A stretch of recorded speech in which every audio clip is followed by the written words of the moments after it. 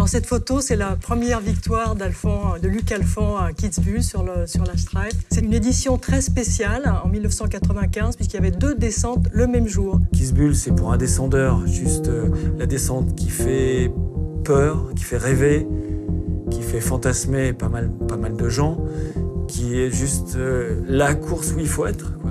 Alors première descente à 10h30 le matin et victoire de Luc Alphand. Bien sûr que j'ai envie de sauter au plafond quand je gagne la première course, parce que c'est ma première victoire en Coupe du Monde. Et je suis là, mais bon, il faut rester concentré, il y a une deuxième course qui arrive juste derrière. Après la première victoire, Luc Alphand a dû se reconcentrer et il a fallu reprendre la télécabine pour faire une deuxième course. Ce jour-là, 14 janvier, je me rappelle même la date, 14 janvier à Kitzbühel, je gagne ma première Coupe du Monde, suivie de la deuxième Coupe du Monde.